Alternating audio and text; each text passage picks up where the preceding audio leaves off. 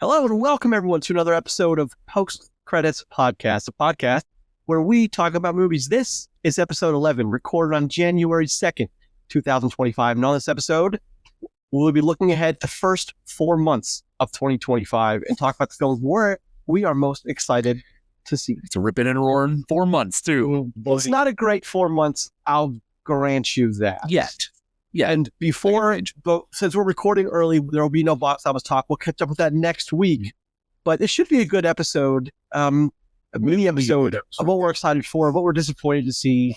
But one thing's for sure, the second, third, and the third of this coming year, 2025, are pretty stacked. First part, not so much. But that's not uncommon for this time of year, right? You know what I mean? Yeah, no, it's usually a little softer. Yeah, so. It definitely feels softer than usual. It does. It really does. Definitely. Yeah. So, what's going on, guys? How was your week? I know I saw you guys just a few days ago. Just saw you the other day. Well, over the new year. Yep. That happened. Yep. In between. New Year's happened. So, something that's going to happen to me, which is interesting. So, I work for... Talking about the future? I'm a government employee. Well, I'm contracted by the government, right? So you know where all the secrets and... Yeah, sure. But so interesting because of the executive order, because of Jimmy Carter passing, it's a very important week next week for my company. We do a quarterly planning, which is like a huge event for the company. And now 50% of the people, all the highly paid people, the big wigs, are all off. Oh. And they're like, they have to be off. They've been ordered to. So it's just interesting that like something like this, the death of a former president, I never thought would affect me, is now impacting me in a big way, and professionally. So that's so that's cool. Nice. Yeah, thanks, Jimmy Carter. More time off for you though? No, because I have to work. We've got to clean up the slack. Yeah, so we just have to work extra hard without everybody there. Jimmy Carter's death has been a real fucking inconvenience. Yeah, well, I think it's safe to say that hopefully we won't be as politically charged for at least a few years as we were the past 7 months. Oh, you went there with that. But okay. All right. I can just say, I can talk about this for 3 hours if you're ready. So politically charged. All of us turn this episode to be Leo. Thank you. Fair enough. I mean, other than that, like Roger said, we flipped over the new year. I mean, we had our celebration. My family is super unhinged, and we played board games all night because that's just what we do. Nice. So yeah, it was a good time. I played a significant amount of Cards Against Humanity. Nice. Always a good game. I've got a couple new packs. Okay. Yeah, all right. I actually got the Christmas pack, which is fucking just nuts. A lot of Die Hard reference. Probably a lot of nuts in there too, actually. There are. Definitely. So years ago, we got I now have a new favorite card for cards. Okay, you'll have to tell us off camera because it's probably really inappropriate on camera. Is it not the two usuals of, what I'm talking? Daniel Radcliffe's Delicious Asshole? Oh, no, man. it's not that one. There we go. I mean, at least it's a movie reference. So we tricked our Bible thumping aunt to play that game with us once. Oh yeah, and it was beautiful. We made sure she was the judge first. We all passed her our cards, and it was just the most unhinged shit we could send that woman. Did she like it or did she hate it? She was crying, laughing. Okay. About halfway through, she couldn't finish reading on the cards. She just couldn't be laughing. So it was a good time. Cards Against Humanity is fun. Then she went home and condemned you all. I mean, most likely, yeah. She definitely Hail Mary. Humanity can be fun. I still remember one. It was like 3 days before Christmas, and we were playing. Roger, you remember him? Bobby was on the show. Yeah, sure. Many years ago. Anyway, we were playing Monopoly, and one of my friends was about to be out, and he turned and sold all of his property to his girlfriend. Collusion. I was so mad. We haven't forgotten it. To this day. Never. That was in like 2012. Mm-hmm. Yeah. And we still talk about it. You cannot do that. You cannot do that in Monopoly. Sounds like you did it. I mean, it sounds like you can. He did, but we've been banned from playing Monopoly because this asshole. just were lost for about 3 weeks after that. We did not speak that Christmas. You should never all of us play Monopoly. Anyway. Right. Yeah. Like, Monopoly is whack to begin with. And it never ends well. Never. Just finding somebody, either somebody always cheats. The destroyer of friendships. Yeah. Or, well, the games take like 9 hours. Oh, they do. They take a long time. Or the banker always gets accused of cheating, skimming off the top. So for a couple of years, well, I mean, if you're not skimming off the top as a banker, are you banking, right? But like, so are you banking right? for a few years, my family was really into Monopoly. And we actually had perpetual Monopoly where like we would play and then we would like we'd have the board, and then if people got out, they could buy into the next game from loans from other people that still remained. We had stock values for each property. Like we got into it, and it was not healthy for anything. So a lot of long sleepless nights and people fighting about money. I can imagine. Always. Oh, So this has been board game talk with board game talk is always fun.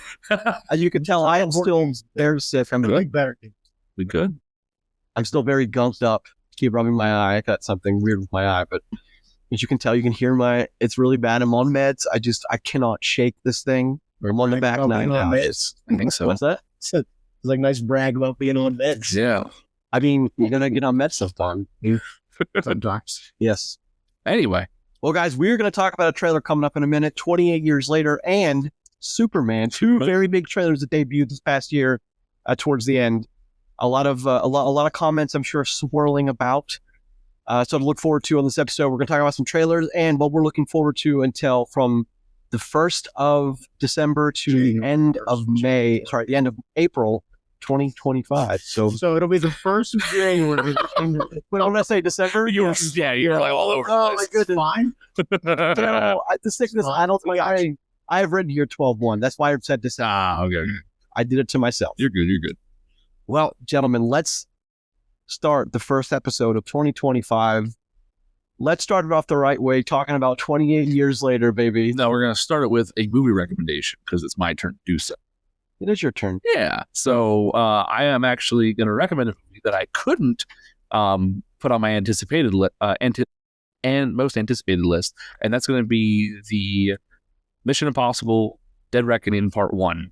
Okay. Because that movie fucking ruled. It is now available on Amazon, and the movie, I have only seen a couple of the Mission Impossibles and not really watched them up until that point. And then after I saw that, I rewatched all of them because that movie was that damn good. I had such a good time with it. It was all the way through, actions out of this world, fun to see. There's always apparently the big action set piece, which now I've gone back, I've seen them all. Really cool. There's always a big stunt that the series that the franchise is known for. And I mean, the characters are all really enjoyable, even though some of them are kind of caricatures or a little bit out there. Mm-hmm. It all plays together really well, and it's been neat to now go back and watch and seeing Ethan Hunt collect these people throughout his time, in the series, sure, and have this team with him at where he's at now. So I think a lot of those characters, they come from the second and third ones, which were they were part of that. Mission Impossible 2 was 2000. I don't remember. 2001. I know 2000. Yeah. That was the one that people consider, if you can cut one, it's Mission Impossible 2. The John Woo one, action astronomically out of this world, but it doesn't really fit canonically. Although some of the characters. So you have to put it in. Yeah. So I definitely understand the mask meme now. The whole, taking off all the masks. It's out of control in a second. It is. Out of control in a second. I didn't realize how literally memeable that was, back, from back then. But the last 3 or so Mission Impossibles have been excellent. Actions. I agree. It's fucking great. Well, it's one of those franchises, it's oddly getting better, because Fast took a dump. And then with 4, 5, 6, and 7, it had actually got better. And then it kind of went off the cliff there. And if you didn't catch Fast 10, Fast 9, they literally used a Pontiac Viera to go into space, and they didn't die or get thrown in prison. Because they had scuba gear. Yeah, it's scuba gear on dog. That's how he has self-impression. The thing about Mission Impossible, I speak so highly of it, because it kind of understood and evolved the way it needed to. He hasn't gone to space yet. Was that? He hasn't gone to space yet. We've seen space a lot in that series. Yeah. There's a lot of satellites, a lot of ray guns. Ethan Hunt can definitely go to space. They should take the sub to space. So I'm really excited. Yes. He said this is it. Tom Cruise said, "I'm after this." Ethan Hunt is done. He just got done doing an interview where he said he wants to make these movies until he's 80. I'm referencing an interview from June of 2024. Okay, yeah, no, maybe I'm wrong. He said he wants to make these things till he's 80. Good. But it's someone else. It's someone else that makes them. That he was like, no, this is the last one. Well, I don't. Rings. There's a reason why it says Final Reckoning. I love Mission Impossible. I love them unabashedly. I'll watch them. I think what they've done is brilliant. It's like you were saying, it's one of the few franchise series that gets actually like gets better with time. Where that's not always the case. That's not usually the case. It's usually like the higher that number count gets, the more and more people stop watching it. So yeah, it's good to see that go the other way and in a very big way, action set piece way, because that's also not usually the case for the action movies either. You know what I mean? So I don't know. It's a good time. And that movie specifically on Amazon, Mission Impossible: Dead Reckoning Part 1. If you have a subscription, it's free as hell. Watch it. It's cool as hell to watch. It's a great movie all the way through. Have fun watching it. Some pretty wild action sequences. It really made me go back and watch an entire series, so I gained from seeing There's a lot of Mission Impossible. Yeah. There's a lot. Yep. Like, how much can one character survive, though, over the year? You know what I mean? Like, how much can Ethan Hunt survive? I mean, look, he's just a superhero. Yeah. We've seen it happen 1,000 times before. Yeah, he's just the male version of Black Widow. Yeah, pretty much. Well, he's male version of James Bond. I mean, another version of James Bond, Ethan Hunt. Like, I mean, Bourne, Jason Bourne, James Bond, Ethan Hunt, it's all the same. Even we've talked about that before, but like they're all like the same kind of idea. Yeah, I'm ready for an Expendables type movie with like different like super spies that all come together. That'd be all right. I'd watch it. I think Stallone may have made that one undoable for a while because one of Roger's favorite movies, Expendables, did not do well. No. I say that because there was a 4 where the A should have been one of Roger's favorite things ever. Hey, they get it. So I remember when we talked a long time ago, man. I started at Marquee like 2008. Roger's like, you remember the logo for Sniper 3? The 3 was the E. I'm like, is there more to this? And like, he was so happy that he pointed that out. Yeah. I just remember it because he loves when there's a letter in place of a number, a number place of a letter in film title. I don't love that at all. As a matter of fact, I fucking hate it. Honorable mention for movie recommendations, also Pacific Rim. Go watch it. It's great. I just watched it like 2 weeks ago. So good. Fucking So punchy. So great. But then the second one comes out and it's like, this is what a giant. Second one doesn't exist. Yeah. Just the first. I wish it. No. But I was like the second one. I can't like to see it exist. Yeah, I can't not see it, so I know it's there. Good recommendation, Chris. The second half of that is coming up, so I really hope that makes the money it should. It's the last one didn't make a whole lot of money, which is very just. Yeah, but man, it was fucking great. It was fantastic. Yeah, but it came out against like a lot of stuff that was big too. It really was just sandwiched in the middle of a packed June, July time. Yeah, so, wasn't it like right around the same time Barbenheimer happened too? It was right before. Yeah, either one. So people were already gearing up or already spent their money. It's it's hard to come out around that time. Yep. Wasn't Dead Reckoning Part 1? Wasn't that 2023? Yeah. Am I wrong about that? That's when. Yeah. Oh, okay. I think been a whole year. Yeah, a year and a half. I thought it was it was definitely pushed. It was I was definitely in Atlanta. We talked. I don't know. I'm wrong. You good? Sometimes I lose track of time in my head. Anyway, gentlemen, let's talk about some trailers. Yeah. 28 years later. Mm-hmm. The movie I thought I'd never get. I am very surprised we got this because the second one is one of those movies that people love to say sucked, but they don't stop watching. It doesn't. I will never say the second one sucks. I thought it's exactly what it should have been. The concept is better than the movie execution, but they took a film that was like lower budget. Danny Boyle looks super low budget, and I like the camera they use. I think the Canon XL1. However, there's like at the time it was like just under $5,000, but there was like $10,000 worth of stuff on the front and the back of it, so it made it kind of a powerhouse of a camera. But it was like digital film. It was a big deal at the time. Mm-hmm. Not back then. And so the story was great. I really enjoyed where that went. And then the second one Hollywoodized it. And it put a ton of, like, the budget skyrocketed. You have Jeremy Renner, you have Rose Byrne. We're canceling the apocalypse. Idris Elba. Yes, Idris Elba as I think General Stone. And again, the outbreak happened again. And I'm curious to see where this one goes because I was very happy to see this was announced because I just didn't think we'd get a third. This one seems a little grittier and more grounded. And that makes sense because it's so spaced.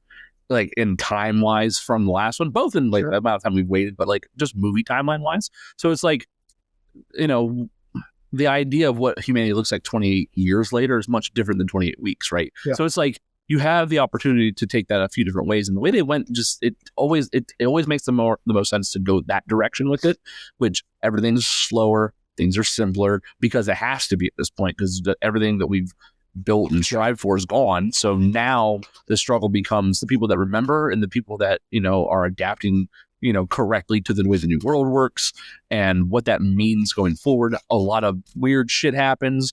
Different things become more important. Different people become in different levels of power that they would never be able to achieve otherwise. Anticipations matter. Yeah, and like in the trailer, they see like our community is built by and it has like all the different jobs and like Farmer, hunters, seamster. You know what I mean? Like you never think about that, but then like when you think about the context of holy shit, we need to make sure we have clothes that are always put together.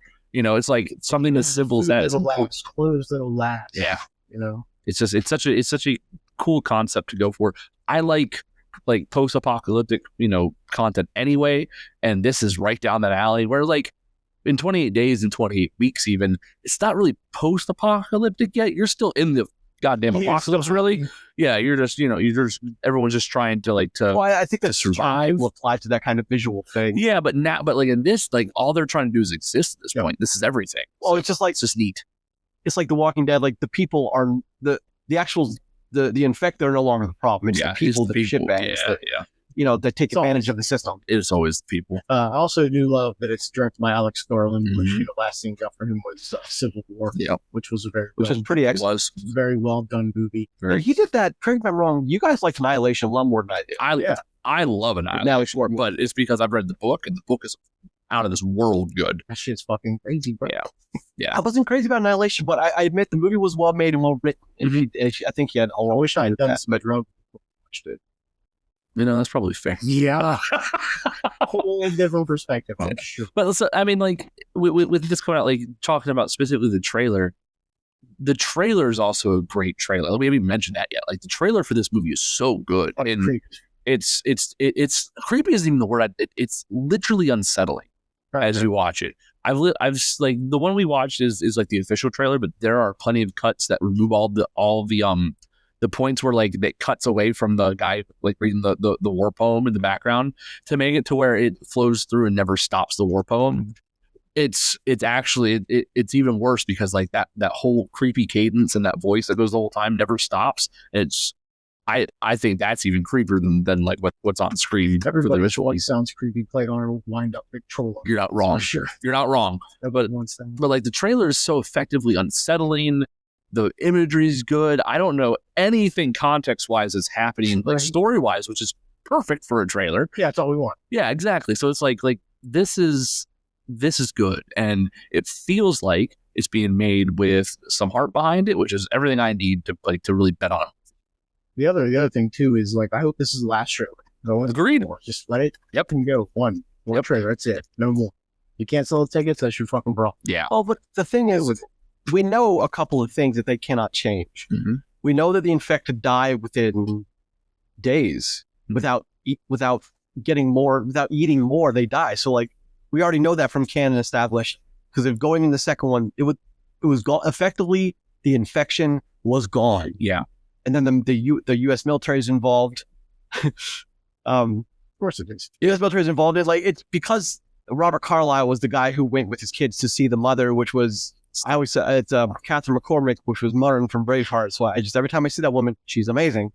And then that scene that Roger likes the eye gouge. No, the eye gouge and the lid biting is when she then spreads it to him and he becomes the infected. But like one thing I didn't like about that film was like he kind of like had an awareness in how to act, how to avoid the fire bombings, who to like not get gunned down. Like it's just. That's kind of odd, but but like you talk about how like the virus was essentially dead. Don't forget viruses mutate. They mutate to survive. It's a living organism still. Well, we'll see how they've explained it in this film, because the virus should be gone. Even if all humanity was infected, it would be gone. Yeah. So it'd be interesting to see how it was. Yeah. How they manipulate that in the story. The context could be that it's coming back all of a sudden. It's like it's starting to rear itself, or it was timed. In a way. You know what I mean? Where like.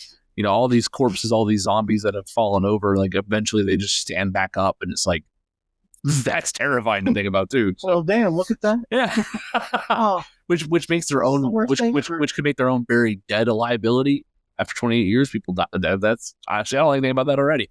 Remember that? What's the of the season that doesn't exist of Game of Thrones, where the defense of Winterfell? Yeah. They fought literally the the point where like they've now defeated the White Walkers. They're all panting. All of our remaining heroes are. Then they just stand back up and all this. It's frustrating, but I'm excited. This might be my most anticipated film for 2025 of the year. Yeah, I think it just might be. I love the first two. I was such a champion of the first two films. So we'll see, because we've seen where these things can go wrong. We've seen where Hollywood getting involved in more budget doesn't always mean better film. Mm-hmm. We'll see, because I want the story to be the thing that we return to with the most care. Like I feel like we will, because Danny Boyle is back in charge. Yeah, Cillian Murphy is in it in whatever state context. Yeah, context. So we'll talk about that. But I mean, I'm very tickled. I just hope it doesn't suck, man. With Gladiator 2 being so recent, just such a disappointment to me. I really just cannot take another disappointment. Well, I mean, again, the care of the trailer has me a little hopeful. So at least someone in some department somewhere made a good choice. So I'm hoping that's infectious. Like trailers that we've seen are often there. The trailers can often be the best part of these movies, and you see them. Sometimes other way around. Usually the worst case though, where it's a bad trailer, bad movie. So at least we don't have that right now. So most anticipated maybe is this, huh? Interesting. That's neat. Sounds like you guys too. What about the trailer you guys want to talk about? Well, we also watched Superman recently, so nothing else you want to mention about 28 years? No. Well, so Superman's an interesting one. That's what we've heard about. James Gunn shot locally for us in Ohio. It's a big. I mean, I think DC's putting all their chips on this movie. What? They have to. What's that? All the chips. They kind of have to. Yeah. Well, I mean, so DC literally bet on James Gunn, and they bet it all. So well, the thing is, they let him wipe out a fucking universe. Well, the thing is, if they let Thanos have the DC universe, which is funny to think about. If you let go of everything, you let go of Wonder Woman. And Wonder Woman, I think, is the best of anything DC or Marvel has ever done. So that to me is a travesty, but you got to do it. So we'll see where that goes. But it's imagine being that guy, right? Wait, did I love Wonder Woman? I think that movie was amazing. I said you're the guy who thinks that Wonder Woman is better than Cat 2. Yeah, I said that. Well, that's why opinions are what they are. Yeah, choice. So I'm going to leave it because you guys are way more into the superhero lore than I am. But so what do you, as being comic book guys, what do you think about at least the aesthetic of Superman? What we've seen so far of James Gunn's Superman film? I mean, he looks like Superman. Yeah, that's fine. Yeah. So I think that where this is going to suffer the most from is two reasons. A, I think comic book fans are going to be the ones that are most critical of this. Always are. And it's because they have a connection to the lore, right? You know, superhero film fans are gonna. I think they're gonna go see this either way. But like your comic book fans, they're the ones you have to convince, and they're the ones that are gonna be the biggest voices, negatively and positively, about it. Like something that I'm already seeing, and something that I kind of feel too is like I look at who they have playing Superman. It doesn't fill the suit out like Henry Cavill did. Henry Cavill was almost larger than life in the Superman suit, like it was made for him. Do you expect the Superman to come out fucking jacked? Listen. No, he can't do that. Listen. But it's one of those things where, like, I don't know. I've seen a lot of Superman content in my life. My mom was a big fan of both of the Superman series that were on television back in the day. And then, I've seen a few of the movies that have come out, over that time too. And then I watched Superman, with Henry Cavill in it. And sure. like that, it's kind of like Hugh Jackman as Wolverine. That's my Wolverine. It's the same thing with Henry Cavill as Superman. He really was perfect. In my opinion, he was. Sure. And a lot of other people. So unfortunately, whether anybody likes it or not, you can say that he doesn't have to. He has to live up to a certain amount of imagery, because it hasn't been that long since Henry Cavill was talking to The Rock as Black Adam, as Superman. You know what I mean? It hasn't been 8 years. 9 years. He visited the school in the end of Shazam. Done. It hasn't been years. It's been months, literally, since he's done this. Well, a lot of people are upset that Cavill's passed over. Well, I mean, the Hollywood politics, something that we're never really going to know the reasons behind. Yeah. The other thing too is this is fast. Oh yeah, and he has, he doesn't say anything bad about it. He's like, yep, I'm doing it. It's part of the business. And what I'm trying to build up to here is to me, this movie has a lot to live up to, because I think that all the problems that the Henry Cavill Superman movie had, I think it was a really good version of Superman. It was a very good jumping off point. It really was. So I want to see this movie, carry that torch for this version of the DC universe, because here's the thing. I'm more of a Marvel guy than a DC guy. I'm not a big Batman guy. I'm not a bit. I actually don't like Superman at all as a character. I think he's boring and he's wasted. I agree with the American story. Me and one of my old bosses at GameStop used to fight constantly because I thought Superman is trash.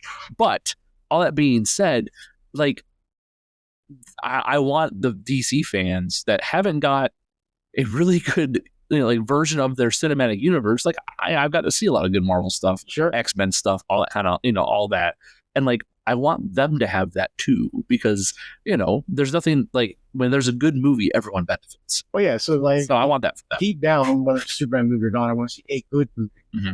And the problem that I have with what this movie is, the trailer is very much James Gunn. It is. And like, look, I've seen James Gunn do some really good stuff. Like the Guardians trilogy is as good of a 3-pack of Marvel movies as you get with one consistent story. Like the Peacemaker show on Max is fucking hilarious. Like legitimately hilarious. His Suicide Squad is not that good. Yeah. So like we've seen like there can be ups and downs here. Mm-hmm. But like look, you trusted him, like you gave him the keys to the kingdom. So even if this fails, he's still driving. Oh yeah, So, I mean, and like this movie from the trailer itself looks like it could be 2 hours and 45 minutes long too, because there's just so much happening. well, so I have questions too, though. Like he's dapping up a torn up robot. Like who is that? Is that Metallo? Is it Brainiac? Who the fuck knows? I Yeah. don't know. Hell, it even Real be, nerd shit. I don't know. yeah. Wish I didn't know things like that. Well, like, and like, I mean, we see so many superheroes. Yeah. Yes, right? A lot of other people. Yeah. I mean, we have a version of Green Lantern. We have you point out Hawk Girl or other stuff. It's like we even have Martian looks like Martian Man. Yep, we have Super Dog in there too. You know what I mean? So it's like Who can't fly is running. I don't understand. listen, we've already been over this, but like there's just a lot happening in this trailer. And I don't know if it's going to be plagued by that or if that's going to be one of its benefits. Because something we complained about all the times, and I think I've been the loudest on this, is we don't need another origin story. No. So like, Well, it doesn't seem like we're getting an entirely origin based story. and that would be probably the best decision that James Gunn could make. And all the things I just said about Henry Cavill's Superman only being X amount of years ago, maybe he knows that. Maybe he's already thought about that. And maybe someone's like, someone in the studio said, well, he's not have an origin story. He said, no, he doesn't. No, he doesn't. And maybe that's where they've locked into. I hope that's the case, because if you want to have this many characters, you better not talk about anybody's past and why they are who they are. You know what I mean? Certainly heard the Batman argument. We've seen Batman's mom die. Well, we don't need to see So here's the thing, though. Last time, in a very good Batman movie with Pattinson, you don't see his parents die. Mhm. Like, you just pick up, he's just Batman. Like, he's not very good at it yet. Yeah. But he's Batman. Like, they skipped over all that. Yes. Has it been confirmed if that is in Gunn's universe? It Or is. he's not been. It is. It is? No. Oh, very nice. The other thing That's is, good for them. The thing with that though is, and this is something I wondered about this, is while it looks like it's present day, I have no idea if it's present day, future day, where it stands time-wise, where I definitely feel that Batman could be slightly in the past. Yeah. So, yeah, just because it's the same universe, so it means the same time. Yeah. True. I wasn't even paying attention to the Superman trailer about like anything that like definitely stamps in a certain. I didn't see an iPhone or anything. I don't remember any of it. Well, it's definitely flat screen TVs, but past that, Okay, so There's some weird. that could be a There's some long- weird jellyfish drone show going on Yeah. too. So it's definitely like more near to modern day yeah, but I mean, compared it to could be near where future Batman too. was. So, which is fine. Well, that means if the Batman film is in, that means the Penguin is also in that universe. So that's it. I haven't watched the show yet, but I've heard very good things. It's good. It's good. It's real good. You should watch that. That's one I'm meaning to catch up on. Hey, Colin Farrell's just how he does that is just beyond me, but I think it's great. I dug him as a sexy vampire and freaked the what's the movie I talked about last week? Mhm. Yeah, that one. The vampire. Yeah, I mean, I just like I've always liked Colin Farrell, but back to his like SWAT days and Well, listen, SWAT was always the movie they should have made a sequel to. They Yeah. did. And I mean that seriously. Like, well, it made a ton of money too. yeah, like fucking 5 years later, if they would have been like he's running his own team, Hondo's retired, that fucking Would have made sense, right? fucking awesome. I never say never. I never thought we'd get 28 years later, but we're getting it. Yeah, but that makes more sense than SWAT too. Sure. You know what I mean? Yeah. I mean, I don't. Here's okay. Let's talk about the. All those people are still alive, though, so Well, I just want to say one more thing about the Yeah, that about the Nolan produced, Zack Snyder directed Man of Steel. Is that the bar we're going to measure this against? You think? It's the So, best. no, it's got to be sorry, I didn't cut you off. No, yeah. I think it's got to be a higher bar. And I only mean this because it's like, listen, when Man of Steel came out, Man of Steel wasn't excellently received, right? Like it was like middling, but like people liked it, which was the bar, right? Like it was a good first step into making Superman, because Superman's a hard character to bring to things, because like he's unkillable. Yeah. Like for all intents and purposes, like he can't die. So when somebody's immortal, it's hard to make a story that involves mortal peril. And they did a decent job of it. And like that was all that mattered. Like it was an okay first step. Did it make gangbusters money? No, not really. Was it a loss? Absolutely not. It was a good step forward. And then that movie's fine. There's 15 other pieces of garbage. Yeah. And just jammed everything together. It just didn't work. Well, 14 other. The first Wonder movie was good. Okay. That's it. Well, but I mean, you can never. What thing you cannot discount is Zack Snyder did not have the run he was supposed to have. He had some family tragedy and personal tragedy, and look, that's got to be factored in somehow. So you can't blame it all. Yeah, but like I don't ever blame it at all on him. We're talking about Justice League. I blame it on DC. I believe it on. Yeah. I blame it on Warner Brothers. I blame it on DC. I blame it for just mismanaging. Yeah. Well, it's like they saw all the instant success that Marvel had and was like, put it out. Like, and nobody read a script. Nobody did a test audience. Somebody was like, hey, what if the Flash's legs flail around like this while he runs? Like, anybody think that's weird? It's fine. And then somebody be like, what the fuck is this? This dude never run before? Like, no, you're right. It's just the success of the first Avengers film, which was amazing success. Yeah. How much longer until the Justice League was? Justice League was like 2017. It wasn't long after, yeah. 5 years. I think 20,000. Wait, when was Avengers? 2012-ish? Yeah. I think Justice League was 2017. It's a number of years, but I think, Rod, you said the right thing. Is like they were rushing to get the Avengers. Well, yeah. I mean, just so you know how much they were rushing. I mean, they tried to digitize off Cavill's mustache because they had to go pull him back from reshoots. Yep. Like instead of just waiting, they were so hell bent on getting this in and getting rid of it. And it looks like he's got like a digital worm on his face while they try to. I mean, like, you know, we laughed about that together, but like, it looks really fucking bad. Like, this is a movie you can go buy right now in 4K, and you can clearly see where like they basically like the old style. You know, like can't show my face on TV, digitized out a mustache. It looks fucking horrible. And this is something you want your $1 billion franchise to live off. I mean, $5 billion franchise. But this is the apex character of your thing. So I think it's important that this movie's done right. I don't have any reason to doubt Gunn's ability to give us something that is a good springboard for what is to come. You know, I have no reason to doubt him.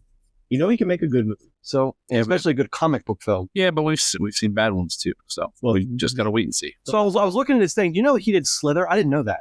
Yeah. I think Slither is brilliant. Yeah, it's a brilliant movie. Yeah. The last thing I'll say about James Gunn is with Guardians of the Galaxy, he took a group of D-tier superheroes and elevated them to like Marvel royalty by good storytelling. Yeah. And listen, you get to start on a high level with Superman. Mm-hmm. So make a good, coherent story that people like, and you will be successful. Yeah. Don't fuck it up. Like that's the bar. Yeah. Right? Not make a bad movie. That's the bar. But again, Man of Steel wasn't bad either. It's just what came after. Yeah, but here's the thing. I think if James Gunn gets a good springboard, I think that it'll yield better results than what the last go around was. They have good characters they can make good movies with. Mm-hmm. And here's the thing. I will say that the one thing that the other one had going for it was Nolan's involvement. Mm-hmm. I think we're going to feel missing that.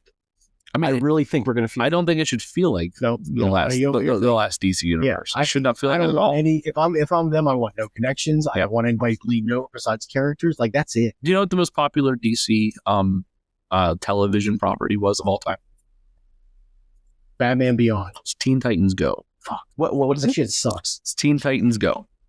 Really? Well, here's the thing. Why is that? Here's the thing. Kids love it. Because kids really do like it. Yeah. And we're in an era in the last 12 years of superheroes being popular in all forms of media, which didn't happen before that. Batman Beyond is like a close second or third, though. You're not wrong. Shit's awesome. That was a good call out. Listen, you want a good Batman story? Yeah. Cool, give me that. But my point is that, you know, James Gunn doesn't have to make a dark, gritty universe, you know, and do that because that's probably the one huge problem with Zack Snyder's is that it did try to be very dark, whereas, you know, people just want to, just like how Marvel started, they just want to see their favorite superheroes in their movies doing cool shit and, you know, like having a good time with the film. Sure, That's all it's gonna be. But the other thing too is like the one thing the DC universe forgot for a long time is like the sun does come out. Yeah. There is sunshine. It's not always rainy. It's not always gloomy. Can't have bad CGI in Yeah, sunlight though. Can't do it in the sunlight. Yeah, Oh man, when that happens, we get bad mustaches. that's yeah. The whole scenes of the day. It's true. It's very true. God. Yeah, Well, I mean, as long as you guys are satisfied with the trailer, I think that says a lot. Because like I, you guys are the real comic book nerds. At least out of the three of us, you guys are the comic book nerds. So I mean, like, look, you guys are happy with it so I far. couldn't tell you the last time I read a Superman story though, yeah. because I'm like Chris. I think Superman's a lame character. Well, he's not as fun as he doesn't have as many limitations. I mean, the death and return of Superman is one of the best comic book stories of all time, but he actually fucking dies. Yeah. Can we talk about the Superman from 2006 real quick with Brandon Root? Which one? The one that just sort of came out of nowhere. Yeah. It's kind of what it is. Why does this exist? yeah. And it's gone. I like Kevin Spacey as Lex Luthor. I didn't like Kate Bosworth as Yeah. Yeah. I didn't. But that movie made a lot of money, but man, what a letdown. Yeah. But that was back in the era of like, But that was single right contained. before. Yeah, that was right before Yeah. we kicked off. Like, you know. Iron Man. That was right before Iron Man. Yeah. Like literally like the same summer, wasn't it? No. That was A couple years later. So 2 years. So 2 years. Yeah, a couple years later. Yeah. Then you find out what a single one-off superhero movie can be. And so the thing with that one was that wasn't an origin story. That was the return. Yeah. You know, like the return of what? Like, where the fuck's he been? Like we haven't had a movie since the mid '80s, bro. What are we doing? It's funny. There was like 5 or 6 movies afterwards that like, I know that because it like makes fun of the fact that Brandon Routh was Superman. That had nothing to do with the studio or Superman, but like movies did it. So like, I always thought it was kind of ballsy too. You said that you know that specific Superman story was like one of the best ones. Mhm. Death and return. Yeah, I think my favorite like superhero story is the Injustice storyline, which has been finally There's evil Superman. well, it's Superman. That's a game franchise right now. So it has been for a long time. But But it's graphic novel. Yeah. Right? yeah, it's when Superman is pushed and finally breaks and becomes the villain, and it's such a good story, and it's so and it becomes dark is why it's good. It doesn't start that way, but it's just the things that like everything that like has to go through that happened. I mean, the Joker is literally the mastermind that makes it all happen. Oh, yeah. It's cool shit. So, but we don't know if we actually have a Joker. So you know, it is what it is. Mm. We will. I wonder if Joker had been received better, the Fafaleo duo, that would have been part of. You know, here's the thing. I think that if that studio didn't push them to make Joker 2 as hard as we all know they did, because it was a Billy, I think that could have been this universe's Joker, hands down. Just James Gunn sat in an auditorium with Butcher going, "What the fuck is this shit?" Because there's no way that James Gunn did watch Joker and think, no, that's a good film. You know what I mean? Like, and why wouldn't you want that a part of your universe if you can? You know what I mean? So He would have seen it long before the public even knew it was close to ready. So I mean, he just didn't want. Like, he must not have wanted it. Need new Joker. Well, you just must not have Picks wanted up and he's like, no. There's no way you can take Joker and not the second one because the second one exists now. Exactly. Yeah. You gotta have both or not. That's what I mean. "Well, you Yeah. start with Sun," because there are plenty of other Batman villains to play with, True. like ones we've never seen. Oh, there's plenty. Yeah. Yeah, there's plenty. So I'm very excited. Those both come out in one's June, one's July. But Yeah. a big movie summer, at least for those 2 films for myself, coming. Also, one last thing about DC: just use some of your animated stories because they do such a great job. Yeah, DC animated Yeah, like the DC cartoons. Besides Marvel's X-Men, like the DC cartoons have been strong since my childhood and even up to now, man. I mean, even the ones that went back, like if you were finished with the Young Justice, Oh yeah, come back and redid the new ones. Awesome. yep, good stuff. Very good animated stories. A lot of good talent. Yeah, Right? you want good long form storytelling that can be done episodic. Like that's proof that you can do it, and it's animated. You can do whatever you want in animation. You never have to worry about it. So Yeah. Well, a little bit. Yeah. Several years ago, I think 2018, 2019, I bought a bunch of those Blu-rays of like some of the animated Batman, they're fucking awesome. like the lesser known ones. And I was really impressed by how much I liked those. Yes, dude. Self-contained Watch the stories. Dark Knight Returns trilogy. Mm-hmm. Like, Yeah. they're awesome. The old man Bruce just kicking the shit out of people. Oh yeah. I'm a fan of that. I wish Nolan would go back to his. Does it do one or two more films? There's a newer version of Batman out called Absolute Batman right now, where he's a gun-toting murdering machine. See, that was the Ben Affleck one that like people are like, why does he have a gun? Well, I mean, it's so, Because I'm old, bro. but like it's a pretty good read. It's pretty cool. I've been reading the web versions of it. He's like, I'm too old for this.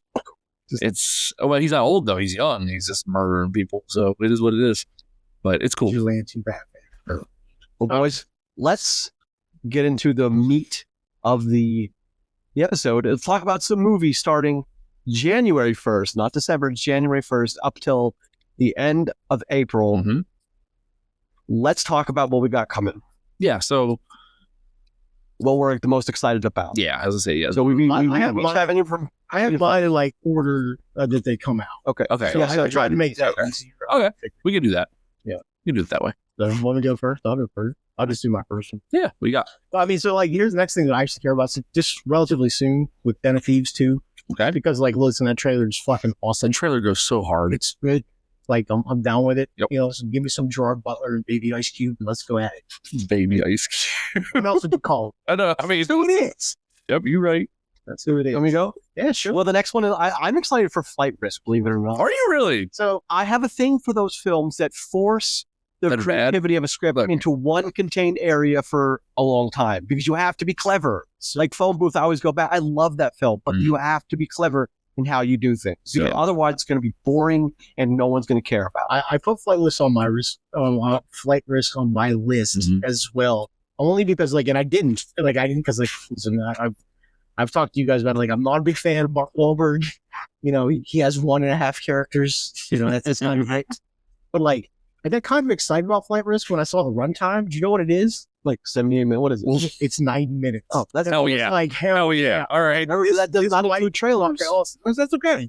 It's like that means like I'm not getting 2 hours and 25 minutes of like, oh, we're going to crash this plane. No, it's going to be like we're going up. All this stuff's going to happen, and we're going down. Nice. Like, yeah, right? Like, 'cause you can't have a 5-hour movie that says on a fucking plane trip. Like, you can't do that. No, I can appreciate a quick 90.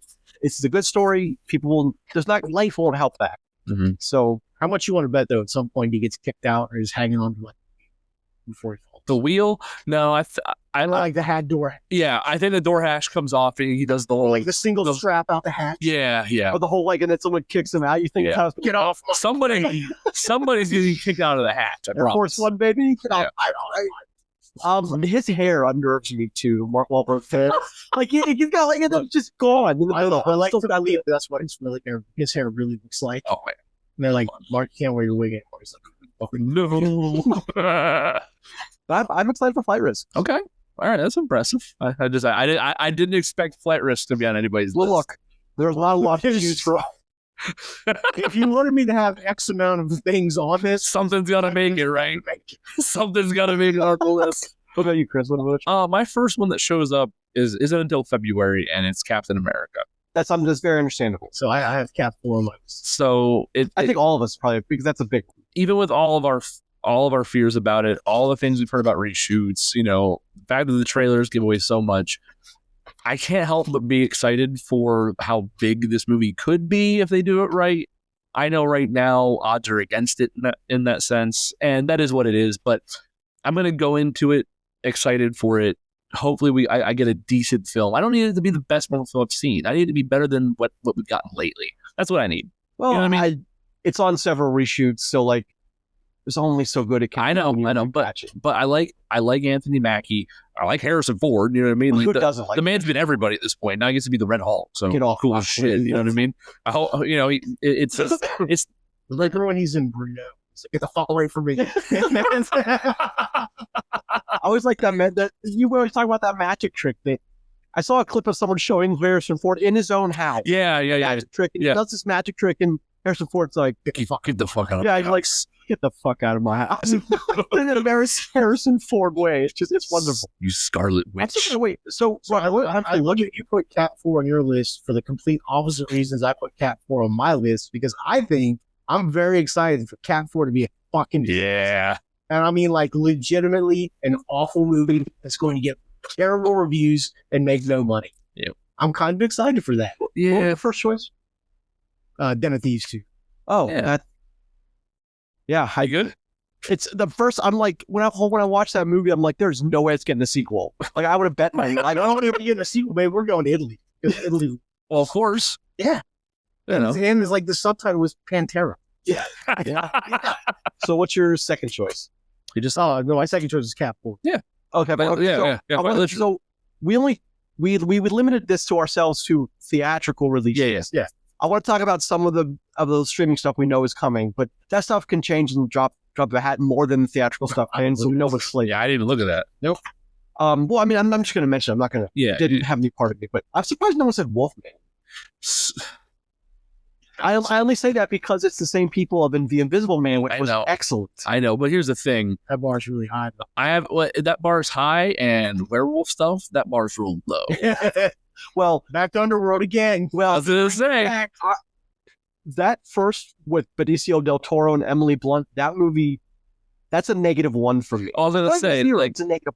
you can name your vampire movies. We just talked about them, with Nosferatu. We named some good films, right? Well, now- some of them. Now name the best werewolf movie you've ever seen. I already did. You know, Underworld. you know what I mean? It's like Underworld and Van Helsing are the same films.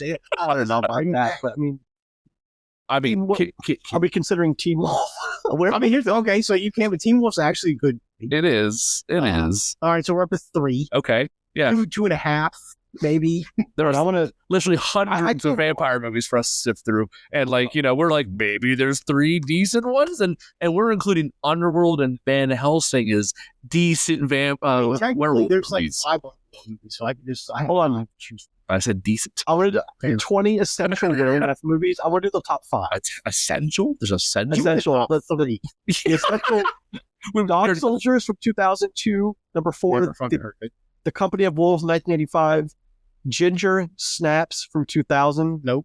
Oh, An American Werewolf. Oh, okay. That's got to be on that Oh, list. sure. But And then The Wolfman from 1940. The classic Wolfman, of course. yeah. So yeah, but like you see what I mean though? Like it's a little bit different. So Teen Wolf is on that list. So it's number 13. Van Helsing, number 12. see. Oh, Twilight, New Moon, number 11. Where's up? Underworld's number 8. Say What? What? I didn't even, look, Werewolf is just not something you think about. Yeah. Well, again, it's just not as popular, it's not as abundant, and again, it's like you don't think good movie when you think werewolf movie. You think vampires, you think, all right, you know what I mean? Like it's like We've seen more good. oh yeah, far more good. We've seen critically acclaimed vampire movies. Well, number 16 on the list, I can see Frankenstein Meets the Wolfman No. with Bela Lugosi. Like, camp. what year is that? That's 1943. Yeah, exactly. Number 17, Wolf Cop 2, 2016. Okay. Call one on the list. I don't think so. It got better with time. Got it. What was? Do you remember what was the we had a double feature? Tarantino did a double feature. Planet Terror and Planet Terror and Grindhouse. Right. You remember the trailers? Wasn't one of the trailers like Were Women of the SS or something? I don't know, dude. I think that was one of those like it's been so long. meant to be funny trailers. Yeah, no, I get it. That's one of it. Like I probably couldn't name you more than 5 or 6 werewolves. That's what I mean. It's Without like looking at the list. yeah. That's a major blind sight to me. Yep. So when you ask me, when you say things like, I can't believe Wolfman's I had one's on the list, but it's like, yeah, you kind of can though, right? Because unless Taylor Lautner's in it, no one's, I don't think anyone's really super excited to And see never it. puts a shirt on. Well, of like course. never. You know. I mean, Would you? realistic for him to never put a shirt. Number 2 for me is going to be Unbreakable Boy Yeah. with Zachary Levi, and I have kind of a soft spot for those kind of feel good films. Yeah, I get it. I'm really excited about that one for some odd reason. I just am. Nothing wrong with that. I mean, it makes sense, because Didn't you work on another film that has Zachary Levi in it? Yeah, that's Harold and the Purple Cloud. Yeah, so it's like, Simply $0. yes, but I don't think that's the fault. Zero. I don't think that's a fault of the film. I think it's just the kind of movie it was. I don't Maybe think it's it a lot of the accountants. was. I could tell you that was a legacy project from someone at Sony who wanted to make it for decades, couldn't make it work. Yeah. They saw a spot, everything, the pieces fell into place and it ramped up quick, made no money just as fast. And then it's just sometimes it happens that way. But they kept saying it's one of the most beloved children's books of all time. People are like, I have kids, I've never heard of it. Yeah, before I'd seen the trailer for it, and it says like most beloved kids book, I'm like, I didn't know this was a fucking. Yeah. Here's the thing, like I'm an avid reader. The person I who read a lot as a child. the person who wanted to make the movie was their beloved kids book. Like, look, man, Yeah, which is cool. Yeah, which is fine. James and the Giant Peach got made for that same reason. It was like some obscure like nursery nursery book that like some guy had and was like, I want to make that movie, and it happened. all the doll stuff. It's amazing something. Mm-hmm. You're old, Mr. Ronald with no end. That's his fucking name. I get it.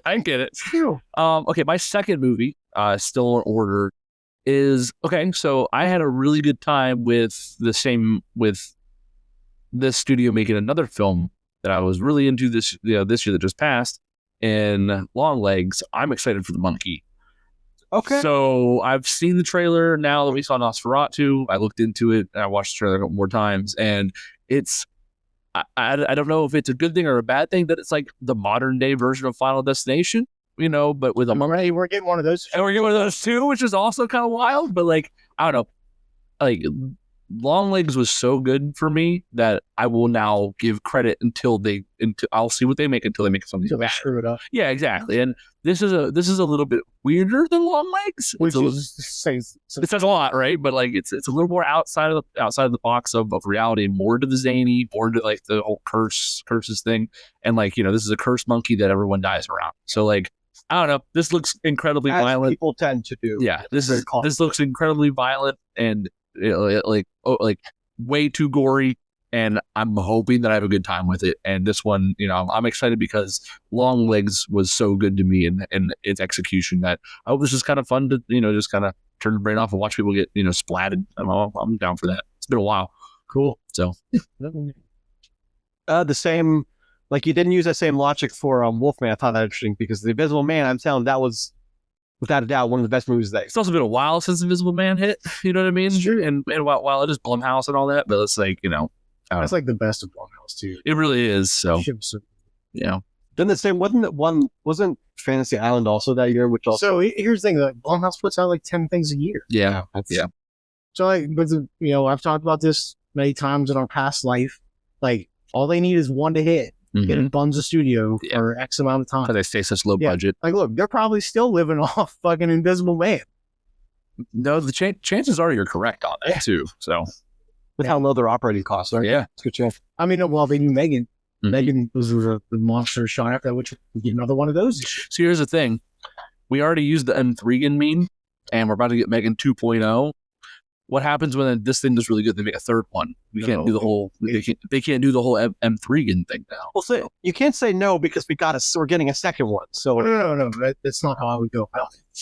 oh, okay. I thought you were I saying mean, no. three's always become E's, but we can go all the way to 4 with A's, man. We just talked about this. Oh shit! No, you're right. As long as you put a letter in place of it. Yeah, but like, And then for Megan 5, it's just Megan's, but the 5. that's the one where there's a second Oh, doll. look. Got it. Somebody wants marketing ideas. I got them. Well, it's for as silly as that movie is, it actually wasn't terrible. No, it was all right. Megan is a pretty. I didn't like. It's a Terminator. It was just a slasher Terminator. I didn't like the way it moved. You know what I mean? No, it's fucking. I was like down the hallway. Spider bot. Yeah. Yep. It's not even. Oh yeah. I don't think that. Yep. That wasn't CGI, man. Number 3, Roger. Mickey 17, baby. The much long delayed Mickey 17. That is also my number 3. So Mine as well. all right. Well, I have my favorite. But it's not like We're going in order. Yeah. Well, that's what I'm going in order. Yeah. You're out of it because I think Mickey 17 comes out after yours, number 2. No. It doesn't. Okay, maybe I'm the monkey. Yeah. But like, so with Mickey 17, like this is from the guy that did Parasite, which is awesome. Yep. This is the thing is like I don't know. Like, listen, I hope this is good. Trailer looks good. But like, this has also been a movie that's been delayed 4 times for more than a year and a half. That's a long fucking time. I have my theories behind that. They're not good theories. I don't want. Yeah, here's the thing. It's still in a cap 4, right? Bong Joon-ho is the guy who made Parasite. Took the world, he won Best Picture. My theory is that this goes heavy into my going down the wormhole about. They know that if it would come out this year, it wouldn't have beat things already slated, so they put it off here because he wants a perfect record. He wants a movie. All right. Movie win. So we'll see. That's my theory. Okay, gotcha. But that's my theory. And I now look at the list. I completely forgot about September 5th. It goes wider in January. I was gonna say that's something that you've been excited for a while now. Yeah, it didn't make my list either. But I mean, Mickey 17 is still the pick. That's got to be on any responsible list, as Mickey said. Well, I mean, it's got Robert Pattinson, who has proven himself to be an actual acting. Twilight was the worst shit he ever. Yeah, like he's an actual acting powerhouse, and this movie looks weird and zany, and I'm down for that. You know what I mean? And talking to each other, digging that hole. Dude, I mean, it's got such a sci-fi, like a weirdly out there sci-fi vibe. This feels kind of like in a way, The Fifth Element to me. Sure. How it's kind of like just kind of out there and a little bit. When he's throwing them down the incinerator, he's like, wait, this one's not. Yeah, he said, it's fine. That's accepted. Yeah. So it's like, I don't know, like those, like that sci-fi Fifth Element vibe. I'm kind of ready for a movie like that because it's been a long time since I had a good version of that. So hopefully this is the fun. A lot of people would argue with you that Fifth Element is great. No, Fifth Element is trash, but I love it. Well, yeah, you know what I mean. It's a cult classic. It really is. And I'm okay with this kind of being that. So if it's a little bad, but I have a fun time with it, a little bad, kind of good. Yeah, you know what I mean. Good for the right reasons. Sure. So yeah, I'm okay with that. So when Mickey 17 wins Best Picture next year, you guys look at me like he was right about something. If I watch the movie and I like it, wins Best Picture, I'll just be happy too. I think once I'd like a movie that I actually enjoyed to win Best Picture. Yeah, that'd be nice. It'd be tough. It's gonna be nice for I know it's asking a lot. It'd be tough to watch a movie that Skarsgård hangs so much dog. That's why it'd be tough to watch a movie trailer like Mickey 17 and not be interested. And, yeah, and people who love movies, it'd be tough. There's a lot of interesting things going on, a lot of fun elements in play. The idea is fucking clever. Yeah. So I mean, that's a safe original-ish stuff. Too, so. True. This does feel original-ish. Yeah. So I'll then pivot my number 3 then because he said Mickey 17. I'll say the unpopular answer. Snow White. Okay, well, because it's just simply cat thing, right? Same thing as my Captain America's like, look, you might. I don't know, maybe you're being like a joke, but like, look, I hope it's a fucking disaster. I hope it's terrible. I hope it gets all the negative press that it deserves, and I hope Disney's like, we're gonna stop doing this shit.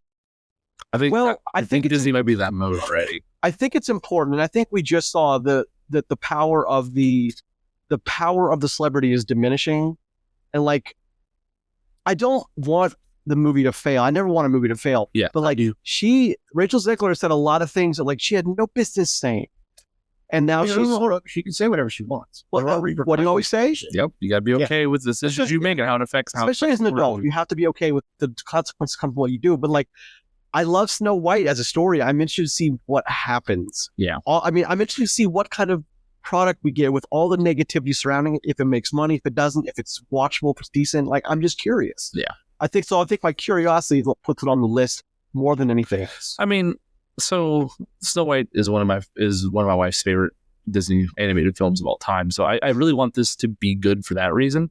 And also, my youngest daughter, she loves Snow White. We already bought her a dress for the movie showing. She's ready for it. She's really excited to wear it to that.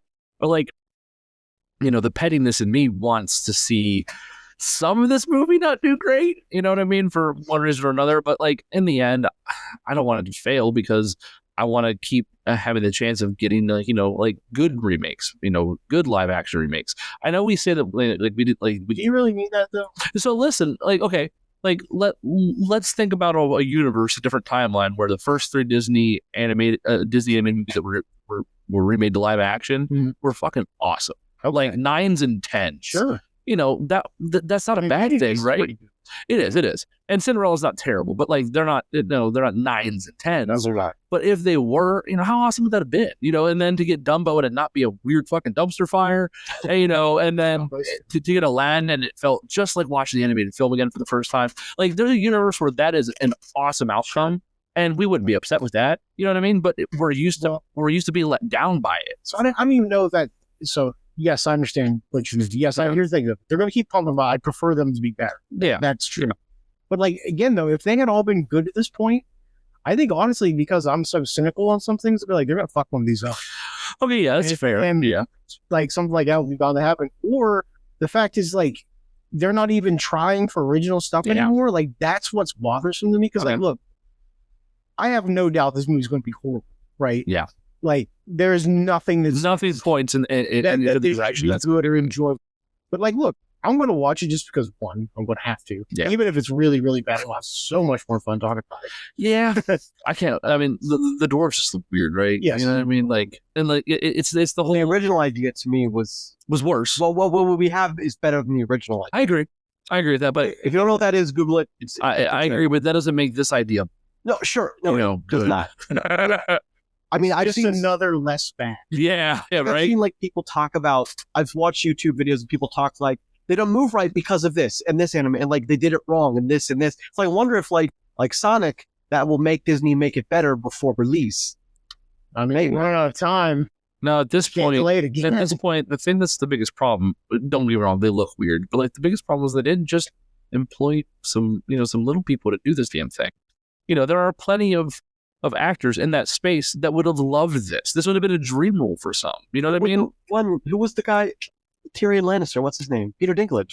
Yeah. He's the one that kind of led the fight against that, isn't he? Lead the fight. He was the only one fighting against it. Okay, fair. So, which is ironic, right? Because, he's made it. Yeah. You know what I mean? Like, that's kind of messed up. Where like he should have been the guy on the sidelines. He should have been the guy either championing, the fact that it should be, or just being the fuck quiet. You know what I mean? Because, there's been who's the guy that was on WWE for a while? I can't remember his name, but the wrestler. Yeah. I don't remember his name. So he's spoken in opposition to Dinglage's like stance on this stuff, where it's like he's swallow. Yeah. He's thankful for having roles and opportunities because of his stature. Like he's appreciative of that, and he thinks that there's plenty of other people that would love the opportunity for work for that reason. Sure. To celebrate it, to have it be seen on screen, and send hey, just like it's great when a woman gets a leading role and it's a strong character, and same thing with different groups, races and ethnicities.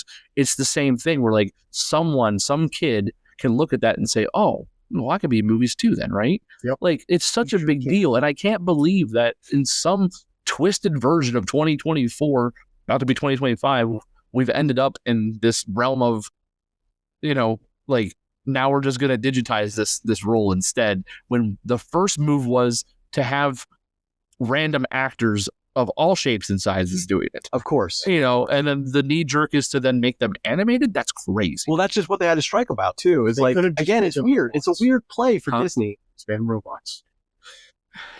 Or we don't remake fucking... or we just avoid it altogether, right? Well, like I love I'm a huge, huge fan of the Huntsman films. God, I love those films. We're never going to throw one of those, unfortunately. But like what they weren't like... not Disney. Like Nick Frost, a bunch of Nick Frost, I can't remember their names now, but a bunch of really good guys with like wonderful voices with the dwarves, and like it brought gravitas to the roles. It brought weight and importance to those roles, and why they were in there. Like they had wonderful voices, and it's like, God, that just worked on so many fronts. I mean, I don't see why they couldn't have done that. I know they're going for a much lighthearted version of Snow White, but it just to me, they could have done things. They should have pivoted. Disney's got the money, they've got the clout and the time. They should just pulled it back and say, you know what, we're going to pull this one for a while. Mm-hmm.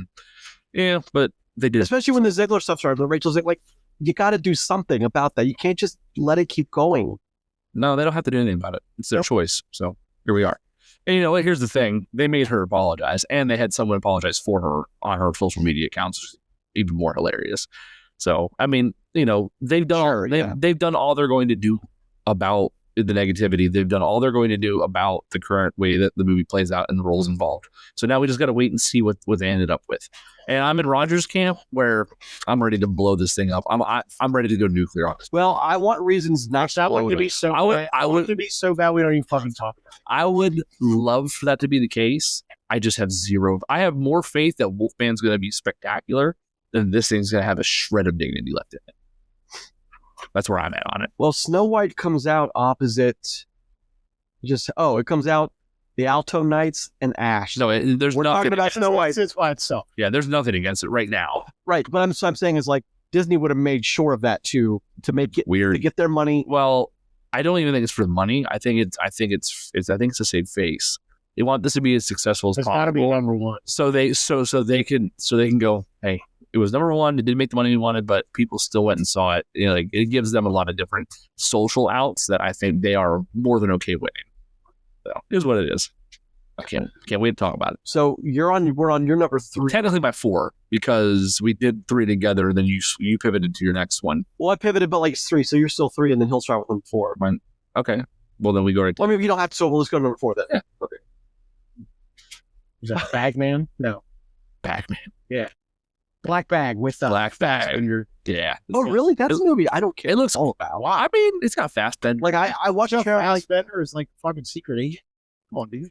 We just saw that in The Killer. Yeah, the last Oh, Fassbender's secret agent murder man thing was kind of that wasn't that was assassin, not secret agent. It was, okay. I believe those to be different things. No, fair. I do legitimately believe those to be different things. Like contract killer and secret agent are not necessarily the same. No, I agree. We know he can be great. Yeah, yes, agreed. And that's also got Kate Blanchett. Yes. Yes. So that's big deal to big actors. But again, I don't think anyone's going to care about this movie. What was the last Kate Blanchett movie that she was in? What was the last movie she was in that did spectacularly great that we all talked about that made millions of dollars? That's horror? No, isn't that That was Best Picture non-nomination. No. What about Borderlands? Yeah, Borderlands. So I don't know what you're talking about. If you're listening to this podcast, chances are you understand what Borderlands is and how spectacularly it failed. I still have never watched it. I've watched it twice. I kind of find it fun. I watched it on the plane. I watched it once on a plane too. It was not good. It like not to go off the rails, but like literally you could tell that no one wanted to be there, and they were all just like, man, this paycheck better fucking go through. This money better be in my account. You could just the aura is there the whole time. So is what it is. Yeah, but it was fun though, I thought. I mean, no, if you just turn your brain off, it's fun. At least I thought so. I turned my brain off, so I didn't rage. It's fine. So yours was Black Bag. Mine. So this is where I start to. I have 3 left, and I have 2 slots left. Well, let's go. What? So how's that math? He's not. It's well, no, but I have 3 choices left, 2 slots to fill. Oh, so I only have one more. I only have one more movie because I couldn't find. Oh, there we go. 5. Sorry, I couldn't find 5. There's man. Oh man. Yeah. I am really excited about Passion of the Christ, the Resurrection. Listen, I want to see how does it. I want to see, because obviously there's a sequel. We all know there's a sequel coming. So like, I'm curious because the first one was it just took the world by storm, made so much money. And now this is like 22 years later. Is it going to matter? I was in youth group at the time that Passion of the Christ came out. Interesting. And okay. And my youth group went and saw that thing in some weird obscure theater somewhere I didn't know existed. Like, God, I think Dillonville at the time. I don't know, like, which is in the middle of nowhere. And like, I don't know. Like, I remember enjoying the movie. I remember enjoying the film for what it was, because like comedy. I've never been religious. All right, I've never been religious. But like, I remember the people I was with, they're all just like tears down their face. And I'm like, man, hold on. You people actually care about this. Is it like Titanic? Like they didn't know what was going to fucking happen? I don't think that was like, look, as someone who has seen this movie, I didn't go to the movie theater to see it, but clearly I've seen. As someone who is part of humanity, like I know what happens. Come on, like it's not a fucking surprise. This isn't a dig against anyone who did feel that way when they saw it. But like I didn't make the connection at my age when I saw this that like this was a big deal to a lot of people. Yeah. And like when we went to see it, like I was like, oh, people like really care about this. And like I didn't get that because I was young and dumb, and you know, I didn't think things. That's like when I saw Saving Private Ryan. Yeah. Seriously. Yeah, I get you. So you know, when the eventual sequel happens, you know what I mean? Like The inevitable. like I now better understand that is a big deal with a lot of people. So I think watching a film with that in mind, and now watching things more critically, I think that'll change the way I feel about it. So so I just checked again, and something is weird because we're used to movies make billions. Remember how much money that movie made? It made $612 million. Yeah. Does that seem what you remember? It was the highest rated R movie of all time until Deadpool. I remember I was at a movie theater at the time. Every day it was just constant weekends, constantly sold out. Constantly. yeah, but ticket prices back then were like $4. That's true. You know, $2.50 for matinee. No, it was not. It was that low. It was Eventually was $5 or less. Yeah. They may have been, but I mean, an evening ticket was still $8, $9, $10, 2004. Yeah, but still. So at least at the Ohio Valley Mall, anyway. But I thought in my mind it would have been more than 612 million. But yeah, I'm excited. A good number. Well, I mean, like, look, we're talking about movies from 2006. Go look up Superman Returns, see how much money that made. The Passion of the Christ. Probably ain't 612 million. It's not. Let's get to see. Because I mean, like, look, the idea behind making this movie, I understand. Oh yeah. What kind of different spin on the story that you're going to try to tell? I don't know if they're going to do a different spin. I think it's just going to be just like Passion of the Christ once, where it was just a straightforward retelling. You like the run through of the events. Yeah. What I remember about that film was like the nails pounding, how it just like bones cracking. It just that's what happens. Yeah. I mean, the sound effect, the sound design was great. That's in the good book. Wasn't there also a Saw movie in 2006? Probably. Should have been a surprise. I believe the good book actually had the whole thud sound effect in there too. Yeah. Like, So Superman Returns. Whack. So Superman Returns off the budget of 270, 391. Yep. So that probably didn't break even. Nope. 391 back then. Yeah, probably. So, assuming just by rough estimates, so Passion of the Christ made twice the amount of money than Superman. Yeah. So that was a big deal. So Jesus is more popular than Superman. They're the same person. I mean, they both. right, moving on. Yep. Any more movies you guys want to talk about? Well, I have two more mentioned. I have one more. Do you have any more, Ron? I do have one. Good. So the last one that I have on my list for the time frame that we've gone through, and I know this is crazy, but I'm actually legitimately becoming excited for the Minecraft movie. Really? I didn't think you were saying Minecraft. Listen, it's got Jack Black in it, and I'm not a Jack Black fan for so many reasons, but I think he is going to be the worst part of that movie. I think everything else is actually going to be a good time. So like, I don't know if I've said this on the show yet, but I know I've said it to you guys at least. I feel like they hunted down 5 to 10 Minecraft personality streamer people that have like made content for Minecraft for years, abducted them, put them into a dark room, waterboarded them, and just extracted the secrets of why everyone loves Minecraft in the community that plays that I game. just want you to understand nobody's actually. You don't know that. and it's likely no one was waterboarded. And I feel like that, you know, with this information, they wrote everything down and found ways to incorporate all of these things that people that actually play the game and love the game for what it is, and said, okay, how do we get all these things that are the reasons why people love Minecraft and make a movie out of it? Because every time I watch the trailer now, there are so many small little details and love letter pieces that, like, if you don't play the game, you're not going to understand that that's funny or that that's actually a thing, that that's a detail that happens in the game. So, like, someone somewhere is at least going, all right, we need to make this movie. We need to make sure that people that like the game love this thing. That's all we got to do is make sure that they're happy. They'll tell people to come watch it. Even if it's like mediocre at best, but has all those details in there, I think it'll do fine. And I'm excited to see it go above that, hopefully, even with Jack Black in it. That's the worst part of it. I just think it's hilarious we get a Minecraft before Metal Gear or anything. And GTA 6. Well, but the thing is, like, the same thing you just said could have been said about Warcraft. You're right. The same logic applied, and that movie didn't make any. It didn't do nearly the money. Yes, but that love letter that I'm talking about wasn't there. It was a just a different skin on a Hollywood movie. It was the Warcraft story. It was just but like nobody talks about the beginning of Warcraft as their favorite time in Warcraft history. They talk about Warcraft 3 and Arthas and the throne, and they talk about when the undead actually rise up. Like they talk about those things. They talk about Ragnaros. They talk about Anexia, the dragon. Like they talk about all these things as like these big moments. No one's ever said, well, when Warcraft starts, that's my favorite part. No one's ever said that in the history of ever. I bought you.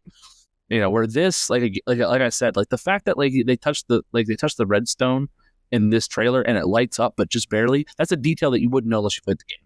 That if you were walking and you rubbed and you actually like touched the redstone, that it glows for a second and then fades, or you walk on it, it glows for a second, and like that's all things that like unless you play, you don't know that. You just see pretty colors and lights on blocks, and you put it. Sure, I bet this movie does so much money.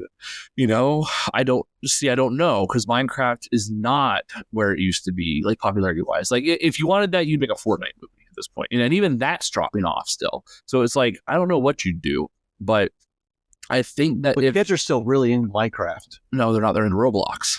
Yeah, but I think that if they make this movie with and make it for the fans of it, and they do a good job there, I do think this movie does a decent job and makes its money back at least. But we'll see. But I'm excited for it because it looks like that there's a lot of actual like care put into it on the reasons why people like the game, and that's what matters to me. So you guys don't think it's going to be $1 billion earner? No, I don't think it'll be billion. I don't think it'll. I think it'll do Sonic numbers. That's fair. That's a fair bet. That's a very wise bet. I think it's going to be more expensive than Sonic, but I think it'll do Sonic numbers in terms of what it makes. I think that's where it'll be.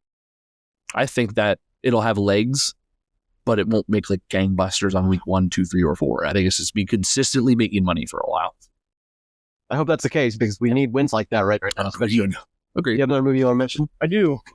Sinners with Michael B. Jordan, Haley Steinfeld. Michael B. Jordan playing 2 characters in this movie. I wasn't sure about that one, only because when I looked at my list, both of them said Max. So I wasn't sure if it was actually going to come out. It was going to come out like 2 weeks from now. We bumped it back even further. So yeah, I knew that. So I was like, did they cancel it and just they're put it on Max now? So that's why I didn't pick it, because I am interested in that. I can't tell if it's zombies or vampires. So here's the thing: it's Michael B. Jordan, it's Ryan Coogler. We know that they could work really, really well together. It's also got Haley Steinfeld in it, who is very, very good. So I mean, trailer looks all right. So yeah. I agree, and like anything with Michael B. Jordan in it, I'm going to pay attention to, right? Yeah, right. I mean, he's one of the best of our time right now. Superman. He's very talented. He's good. He could have been. That's the same week as Pattinson, right? Yeah, that's an IMAX. But like you can see, I don't know if you've seen the trailer. Green Lantern too. He could have been Green Lantern. Sure. What's that? He could have been Green Lantern or Superman. Yeah, I think that's a one worth mentioning. I also think that there's 2 more at the end of May or end of April that may move. Actually, now that I see it, but like The Accountant 2, I think people are sleeping on that. With the first thing that I have doesn't have that date. So yeah, same. I had no date for The Accountant. Yeah, it wasn't dated.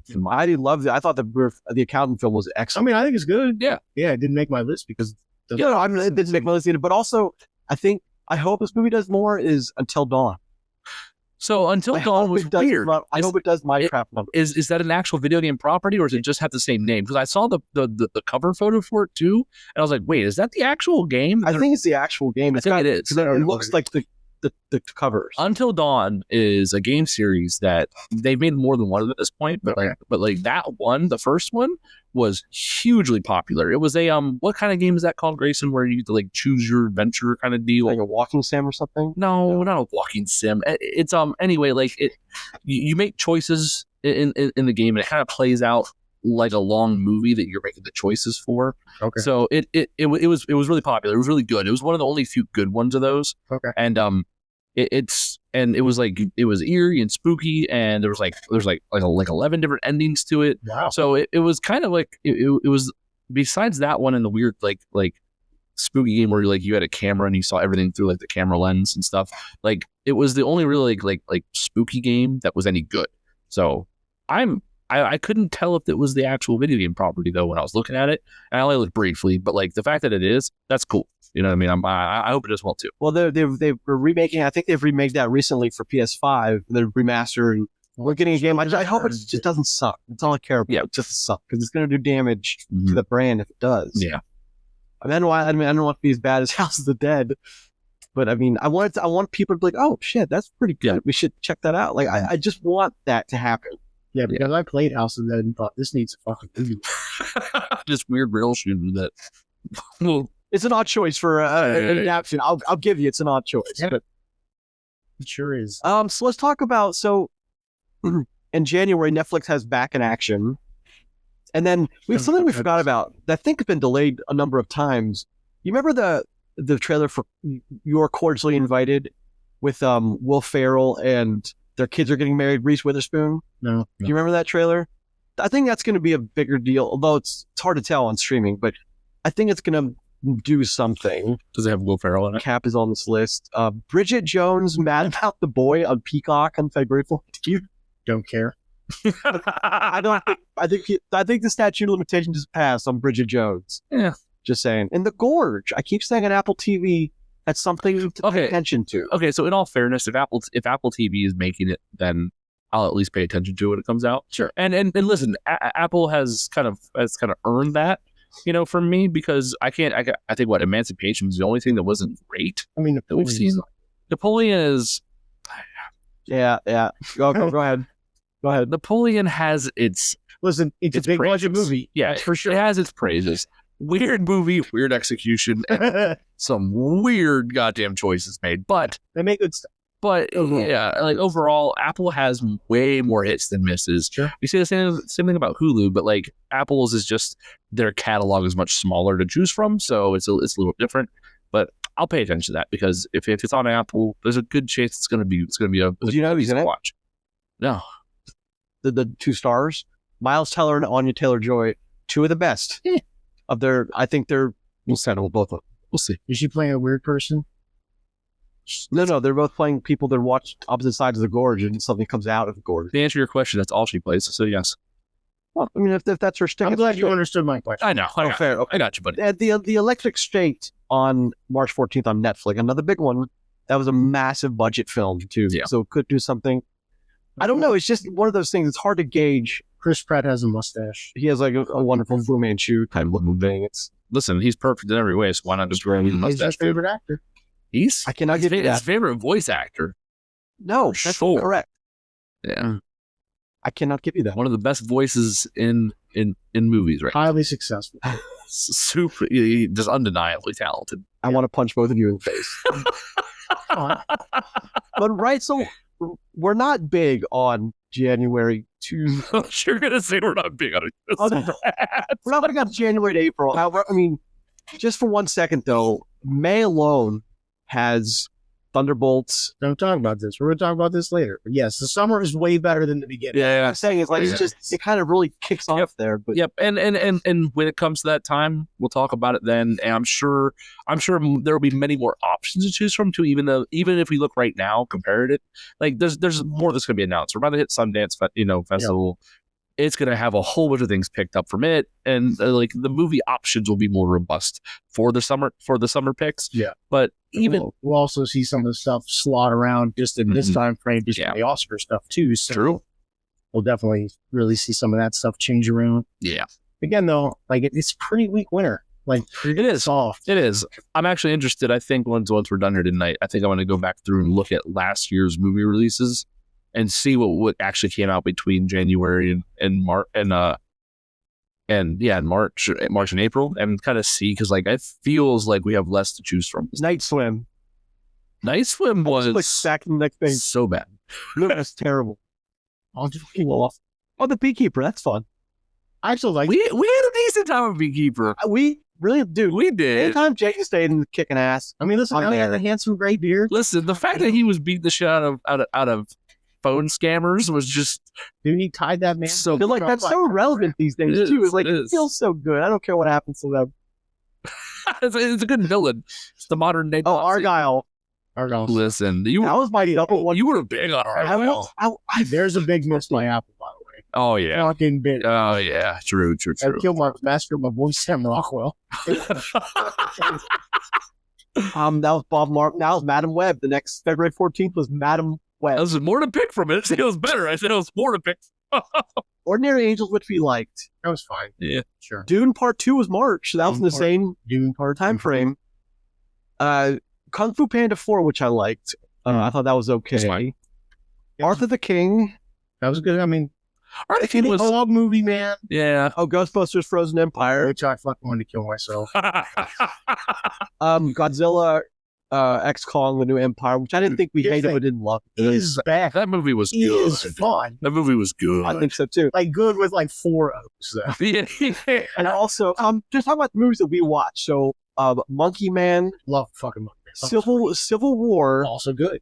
Good movie. Yes. Oh, the Ministry of Ungentlemanly Warfare. Yep. And Challengers. Like Okay. that's a good April. That was Challengers. We don't have a good April. That was a good April. Challengers was whack, but that is what it is. That's gonna get best. I Picture know. all over. I know. It's already on all the billboards in Los Angeles. Now I'm going to best picture. Also, Ministry of General. Movie was a guy movie to the extreme. Just Ungentlemanly Oh, Warfare. of course. I was like, that one. dudes That was a dude movie doing dude stuff. Most things with Henry Cavill killing are Nazis. That's it. man. It's Killing Nazi. that was a good, but like that was not nearly as bad as what we got coming up. Oh, you I mean, say like, bad? some We of haven't these seen it movies yet. mi- Some of these movies might surprise us too. Yeah, I was gonna say we It's haven't seen it yet. It's just out of people not having anything else to watch. Well, like, look, by namesake alone, doesn't look as strong. Yeah. That's for sure. That's fair. Or Like, look, or as robust. Yeah, I want to get through March and be like, you know what's fucking awesome? Sinners was awesome. Yeah, exactly. Yep. Like, Yeah, that's that's what I what I felt want to too. deal with. Or be like, hey man, we didn't talk about Wolfman, but I went back and watched it when it was Yeah. fucking awesome. Like that's I'll definitely watch Wolfman because of who's in it. I think I can't remember her name, but she's an Ozark. the Ozark lady. Yeah, I think she's the Ozark lady. It's sad that that's The Ozark- what she's styled as. Besides well, that movie, The Assistant, what else has she ever been in? True. But like, And assistant, glad you remember. yeah. But like, I think she's fantastic. I is I good. hope she's in more stuff going forward. So I'll watch Wolfman no matter what. Oh God, yeah. You're right though. I think Roger, you're right. I mean, Den of Thieves could do some great money. I think it's going to make a bunch of money. So you know what's gonna make a lot of money in our time frame that you don't think is gonna make a lot of money? Yeah. No, goddamn Dogman. Oh, the kid. There is not a single kids movie near it. For months. Dogman is my Paddington. Like I refuse. I'm not going to watch it. Listen. I hate yeah. the trailer though. Yeah, I hate the trailer. I don't like Dogman. I don't like that style of art. I think the story is ridiculously stupid. But like, here's the thing. One, my youngest daughter loves Dogman, which means I have to see it. But like until Minecraft hits, there's nothing. No kids, so It comes out in February, and for February, March, and the beginning of April, there's no other kids movie. It's going to Despicable Me itself into goddamn relevancy, and they're going to make 2 of them because of it. And I hate that. I hate it so much. Like, there's just. well, you report back on Dogman. I'll let you know. So a movie that we didn't talk about at the end of March. Yeah. A Working Man. Have either of you guys? I saw. Do you know what this is, Roger? Let me just. Yeah.